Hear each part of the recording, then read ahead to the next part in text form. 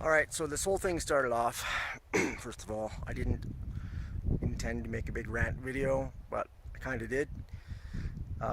This started off with me going for a walk in the woods, going for a hike, and, looking around at the scene behind me, the incredible devastation that's a result of bad forestry practices and government mismanagement. And, as I'm walking through the middle of one of the craziest fire years we've ever seen, look behind me. There's a reason. I mean, yeah, there's a heat wave, but look behind me. It's all this crap. This is all forest fire fuel, horribly mismanaged, laying here. It's been here forever. This isn't a new site. This isn't even an uncommon site. This is all over. So I've put on about 30 35K over the last couple weeks, just through the woods, just going for walks. I've been working in the Merritt area, to Sun Peaks area, and this is everywhere that I've been hiking and walking. And so, I shot all of this video while I was hiking, so sometimes a little out of breath and generally not as eloquent as I'd like to be. I know I probably missed a lot of the points that I wanted to cover and forgot about them, but the entire purpose is to spark a conversation about what maybe we can do better. So, sorry it's a little ranty. I love the woods, man. The forest is where I relax. I camp, I fish, I hike. We mountain bike, we dirt bike. We spend a lot of time in the forest all over BC. I love this country. And I get a little passionate when I see the kind of bullshit that's behind me. Makes me upset. So here comes the rant. And again, this is to spark a conversation. If anybody agrees with me, please share the video. The more people see it, maybe the more people will encourage government to do things more proactively and better, and stop this forest fire bullshit, and stop the forest from looking like this. Here we can see behind me, this is just another cluttered forestry site that our government has mismanaged. And when I say our government, I mean every government that's been in power for the last 40 years. I've been looking at this kind of stuff since I was a little kid in the 70s, so it's been a long damn time. When we get these kind of these policies where silviculture, following forestry. I mean, forestry is important. We need the lumber. I mean, I work in the building industry. If I didn't have lumber, I wouldn't have a job. There's a lot of jobs in forestry, but this kind of mess is exactly why we have forest fires all over BC every year, because this kind of mess is left here, and we get some really bad policies in forestry. I have a lot of forester friends from Fort St. John and Williams Lake, where I've lived over the years, in Vernon, and I'll tell you what, none of them agree with this kind of practice. This is bullshit. This shouldn't be allowed to happen. This giant pile right here, what is that? You know what that is? That's waiting to go up in flames. That's waiting to be a gigantic smoke pile. This should all be cleaned up.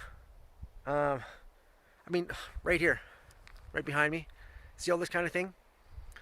The soil's being eroded every time it rains. There's nothing here to protect it.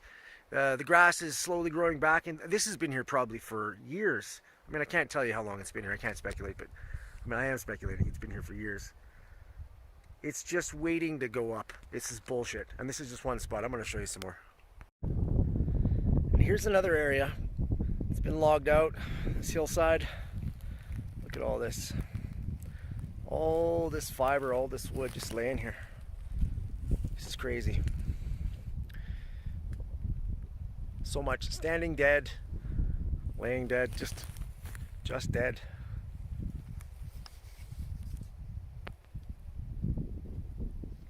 More piles down there.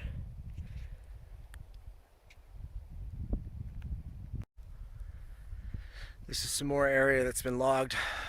You can tell it's been a while because this stuff is old and gray, and it takes a while before everything looks like this.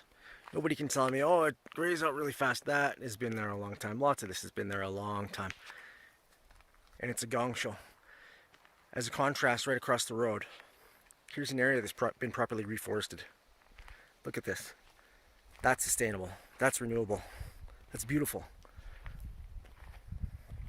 Any forester will tell you the benefits of redoing all this have an astronomical impact to the rest of the ecology. The moose and the deer and the wildlife that return, there's nothing there for them to eat. This provides shelter. There's a big difference. This is probably about 12 to 15 years old or so. It takes a long time for these trees to grow. We get winter here, 5 months of the year. They don't grow in the wintertime. Again, you can look directly at the sun because it's so smoky here. Here's another area. I've been driving for about 5 kilometers down this road, and the entire side of the road has been like this, for as far as I could see. There was that one little patch of reforested area, and the rest, some brush piles.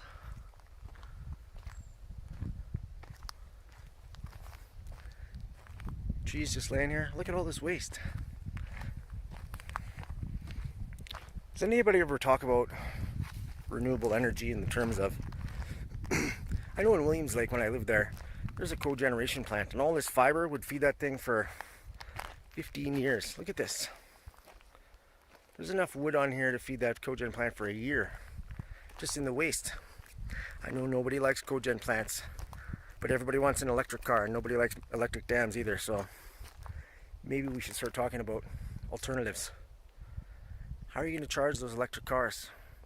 BC Hydro's infrastructure is already too weak. A lot of fiber here, make a lot of electricity. Now here I am in the middle of another reforested area. It's very pretty. However, the amount of deadfall and leftover timber from previous logging, I mean that's a cut log right there. These are all cut logs. That's a cut log. That's a cut log. These aren't windfall. This is all cut. That's all cut. And this is in the reforested area.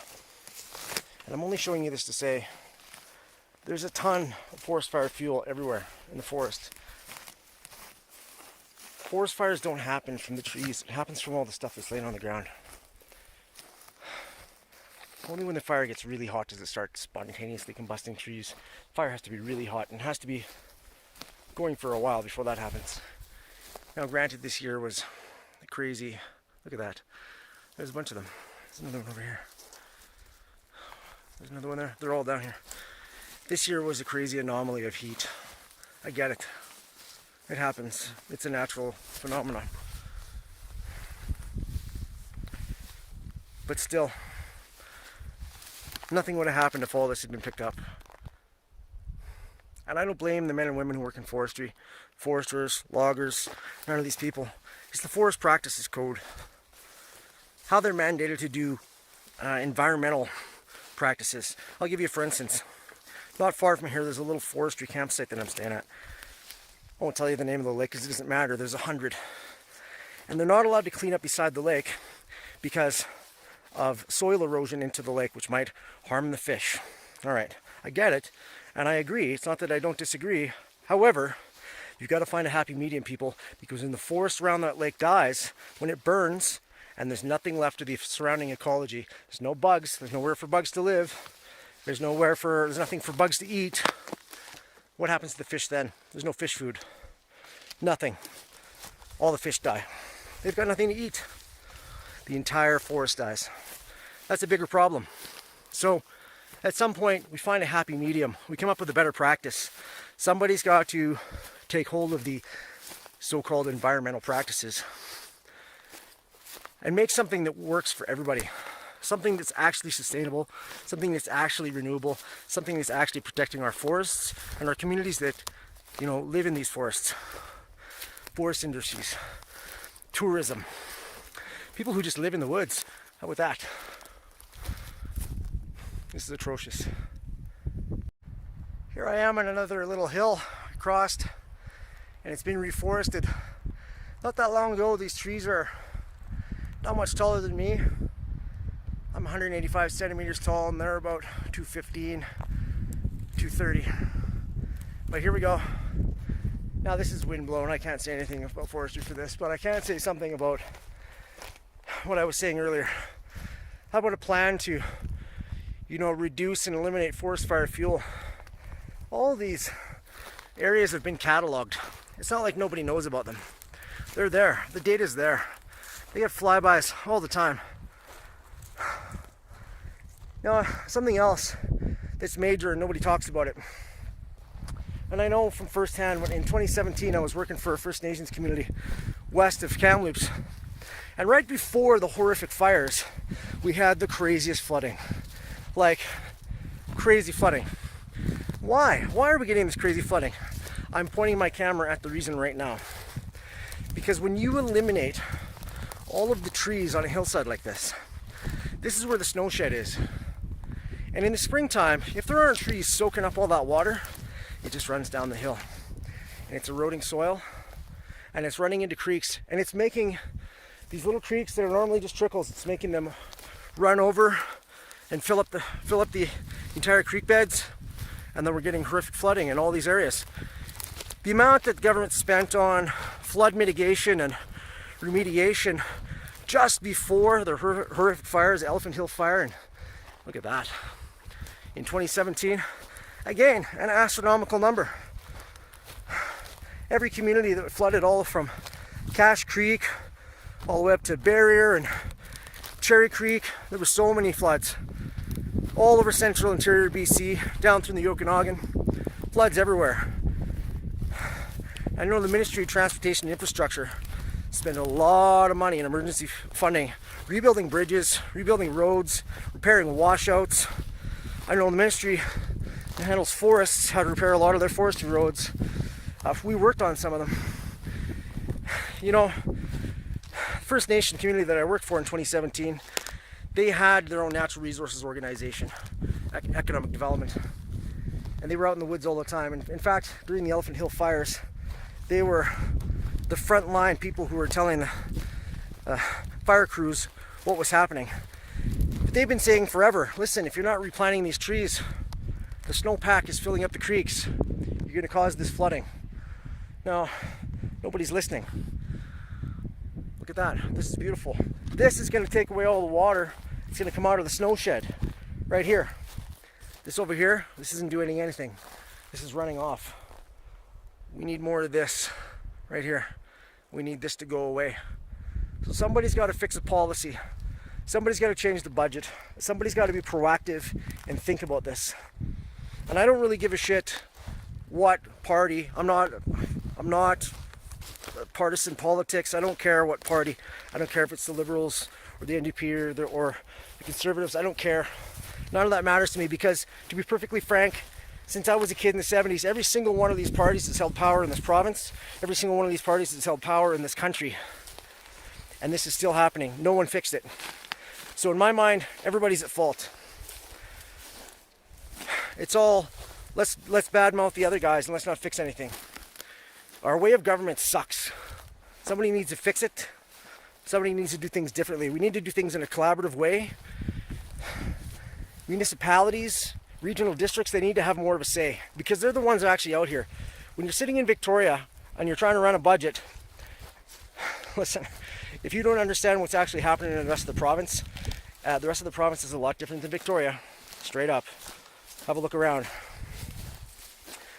Regional districts, the fire centers, foresters, small communities, First Nations communities, they all need more of a say because all of this impacts their local economies.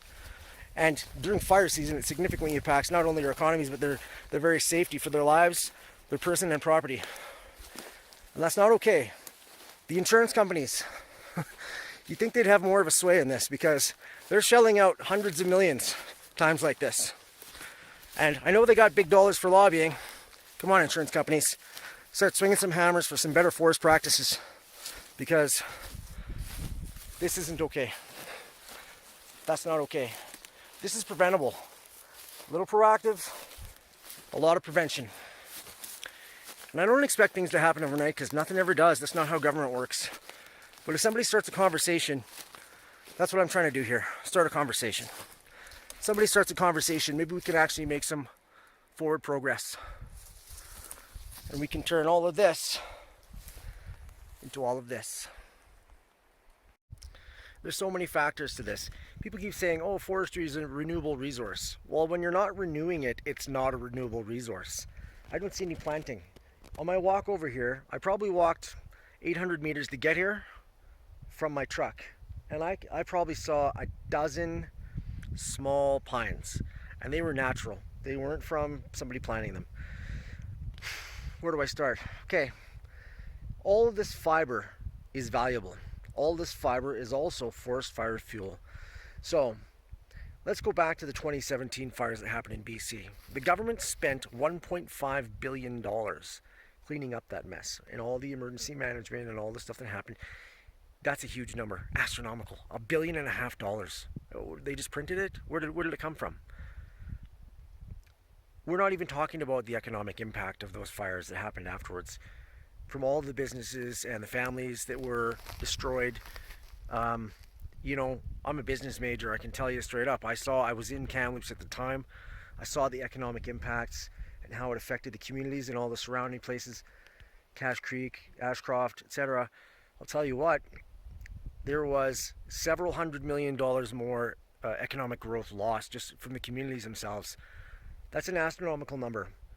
What about proactively sending out crews? Canada has the Economic Action Plan, and we typically spend it on roads and infrastructure, which is wonderful because we need roads and infrastructure. We all know that our thoroughfares are too small, and lots of places they need to be 3-lane and major thoroughways, and that's great. But what about cleaning all this crap up proactively before it's a danger, before it becomes a massive forest fire? Look behind me at the sun. Oh, you see it? You can't. See that sun? Yeah, that's covered in smoke. I mean, I can look at it with my naked eye. It's the frickin' sun because of all the smoke right now. And this happens every other year. It's not rocket science. It's just biology. Figure it out. What about if we proactively spent $100 million a year? Hiring crews to come out in areas that are identified like this, cleaning them up, and then getting the forestry companies to do the silviculture that they're supposed to do as part of their process of logging it and harvesting all of this timber. Seriously, it's not rocket science. If we take a proactive approach, put people to work, clean this up, maybe we'll stop doing these stupid emergency management plans that don't make any sense. And bless all the souls who are fighting fires right now. I'll tell you what, they're working their butts off, some of them 24-hour shifts, and it's incredible and it's amazing. However, the management of how these people are fighting the fires is stupid. And anyone who's a forester, or anyone who works in this industry, anyone who's a logger, anyone who just lives out here will tell you they're watching hundreds of hectares of land just needlessly be burned because it's been so horribly mismanaged. And it's time for that to stop.